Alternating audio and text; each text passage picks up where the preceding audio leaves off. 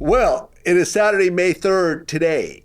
In 2 days, the Diddy trial begins. Now, in the beginning, it's going to be jury selection, so it's going to be a little while until it starts, but it's officially on. And look, I remember talking to people that were very familiar with the case.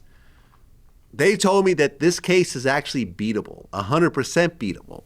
It's basically a domestic violence case that is ballooned into something way bigger. But the team is going to need at least a year to really properly, put this together. But Diddy always wanted a speedy trial. He was trying to get bond and so forth. So now, they try to delay it by 2 months, but since it's only one person, they can't justify it.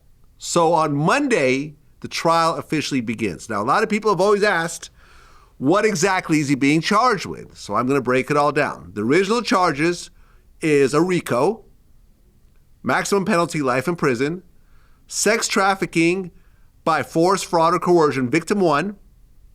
That's probably Cassie. It's Cassie. Maximum penalty is life. Mandatory minimum is 15 years. Transportation to engage in prostitution, victim 1, again, Cassie. Maximum penalty, 10 years. Now, in April, there's a superseding indictment with victim 2.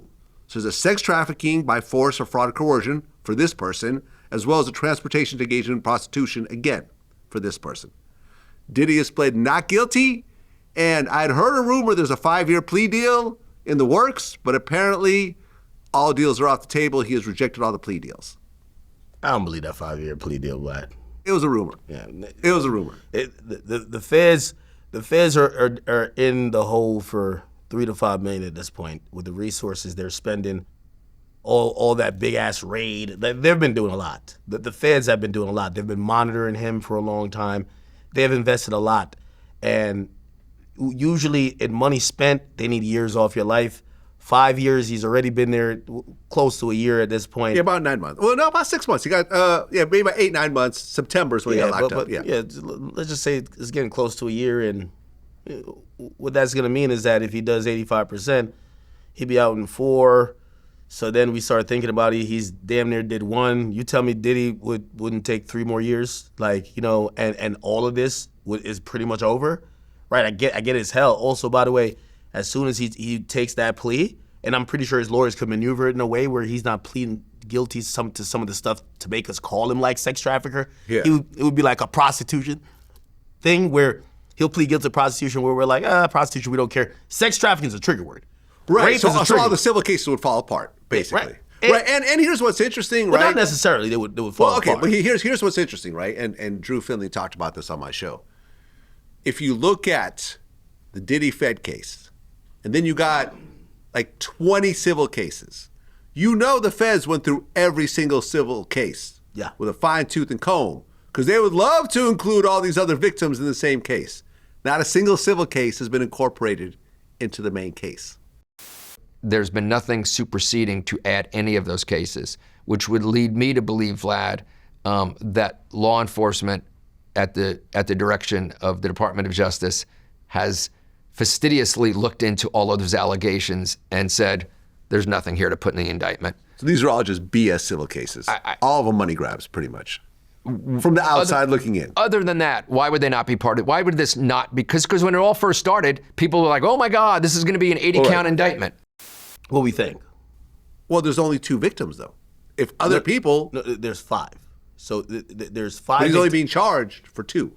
So under the RICO Act, so they charge sex trafficking by itself, but there's sex trafficking under RICO, and they put 5 victims, right? In one of the superseding indictment, they actually removed the victim, and then another superseding indictment, they added 2 more.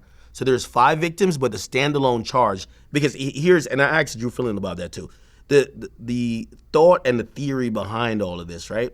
And by the way, I also talked to Bradford Cohen. He's really in tune with a lot of this stuff. The thought behind this is, when you present the RICO charge, it's possible that because of the mountain of evidence, they might say not guilty, and you could still get him for the individual predicate act, right? Which is just sex trafficking, maybe not under the RICO statute, which is a corrupt organization, charge, but you could get him for just sex trafficking that one person. They only have it for 2 people though. So they have it for victim 1, which is clearly Cassie. Victim 2, we don't know who. But then they have other victims. There's 3 other victims under the RICO section, which we have to believe that their situations can't be that major because they're only listed in overt acts and obviously a predicate act of sex trafficking, but we don't hear too much about them. So they can't be strong witnesses. That's the point what I'm trying to say. Cassie, Yeah. the standalone charges that have Cassie and this other person are strong ones. These other ones, I could tell they're not going to be main witnesses or star witnesses because they're only going to come in during the RICO section.